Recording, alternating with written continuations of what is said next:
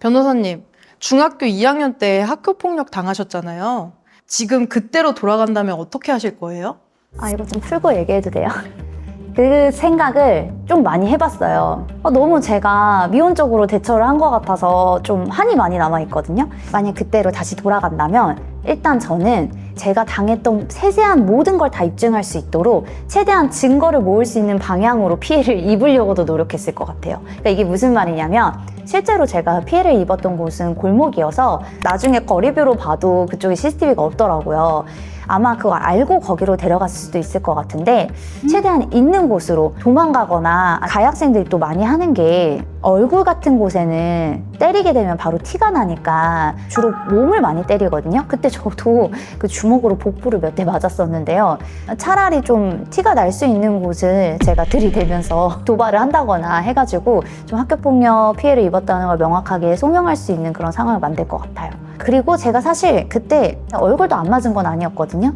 주먹을 정통으로 눈에 맞아서 눈탱이 감탱이가 됐었어요. 그래서 그때는 뭐 병원까지 안 가고 부모님한테도 부끄러워서 말을 못해서 그냥 넘어갔었는데 만약에 당시로 돌아가면 일단 병원부터 가겠습니다. 병원에 가서 상해진단서를 발급을 받을 거고요. 그 정도면 제가 봤을 때 충분히 3주 이상 나올 거거든요. 그리고 형태나 이런 걸 봤을 때 의사가 보더라도 이건 누가 봐도 그냥 주먹으로 맞은 거거든요. 그래서 왜 이런 상해가 발생하는지에 대한 이유까지 기입해달라고 해서 진단서 이렇게 받아서 올 것 같아요. 그런 자료들을 다 취합하고 뭐 CCTV 있는 것까지 확인한 다음에 학교폭력 신고를 진행하지 않았을까 생각합니다. 네. 그때 어쨌든 저도 그 피해를 입고 한 2, 3일 동안 힘들어 하다가 가장 친한 친구들한테 말을 했어요. 뭐 OPD를 포함해서.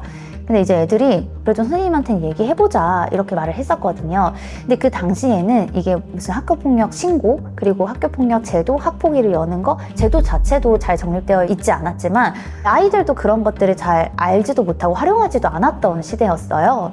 이렇게 말하면 제가 굉장히 나이가 많아 보이는데 불과 뭐 몇십 년 전에는 그랬었거든요. 그래가지고 그때는 애들도 저한테 야 이거 학교폭력 신고해야 돼, 학교폭력 신고하자, 또는 이거 경찰서에 신고하자 이런 의미가 아니라 이 정도 사안이면 그래도 선생님한테는 얘기해봐야 되는 거 아니야? 이렇게 저한테 말을 했던 거죠. 근데 이제 저는 제가 이렇게 맞은 것도 솔직히 좀 쪽팔리기도 하고 그래서 그냥 누가 물어보면 지나가다가 나무에 부딪혔다 막 이렇게 얘기를 했었거든요.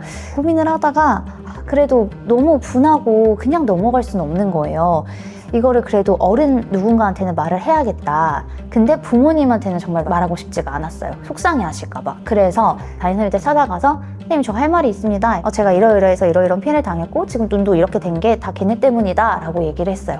그때 선생님이 그게 언제 있었던 일이야? 증거가 있을까? 이런 것들을 막 물어보시더니 현아 이게 학교 외부에서 발생한 일이고 그 친구들 정확히 누군지도 모르고 이걸 굳이 외부적으로 알리는 게 좋지는 않을 것 같다라고 하시는 거예요.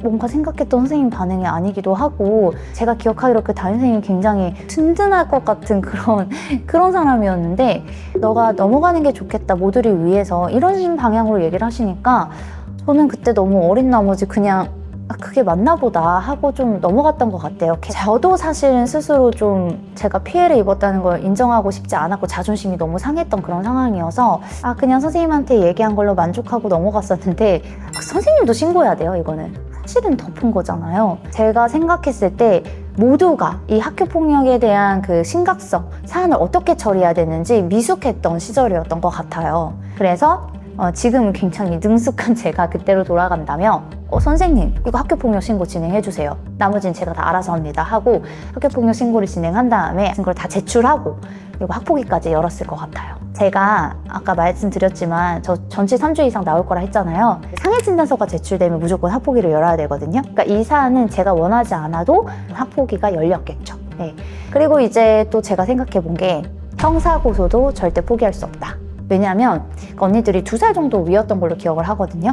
그러면은 만 14세 이상이란 말이야. 형사처벌까지도 가능한 나이였어요. 근데 그 언니들이 저를 둘러싸고 여러 명이서 저를 폭행했잖아요. 이게 폭처법에 해당하는 공동상해란 말이죠. 이거는 사실 형량 자체도 일반적인 문제보다 더 높아요. 그러니까 이게 단순 폭행이 아니라 무겁게 처리해야 되는 사안이었던 거죠. 그래서 이거를 경찰에 신고하고 또 뭐 CCTV 여기 있다 얘기해서 끌려가는 영상 이런 거라도 찍혔다면 이거는 사실 그냥 넘어갈 수 있는 사안이 아니거든요. 게다가 수사기관은 학교폭력위원회랑은 다르게 그 강제 수사할 수 있는 권한이 있기 때문에 그 언니들을 다 불러다 조사를 할 수도 있고 또 그 옆에 방관했던 친구들까지 조사할 수 있겠죠. 전 사실 솔직히 방관자도 너무 미웠거든요. 그리고 이제 이 친구들이 뭐 소년보호 재판이든 형사재판을 받든 간에 제가 그거를 이제 지켜보면서 조금은 마음의 위안을 삼지 않았을까 싶어요. 근데 여기서 끝이 아닙니다요. 한 가지 더 남아있죠. 학폭 진행했다, 형사고소했다 그러면 손해배상 청구까지 진행을 할 겁니다. 이 친구들 인적사항을 그 교육지원청이나 수사기관에서 갖고 있을 거란 말이죠. 민사소송에서 사실조회를 통해서 이 친구들이 살고 있는 거주지 그리고 부모님들의 인적사항까지 다 알아내는 거죠. 그렇게 해서 그쪽에 다 소장을 보내고 제가 당했던 피해 사실을 세세하게 기재해서 그 부모님들까지 알게끔 하는 거죠. 그리고 미성년자다 보니까 부모님이 이제 손해배상 책임, 즉 금전적 보상을 해줘야 되는 의무가 있거든요.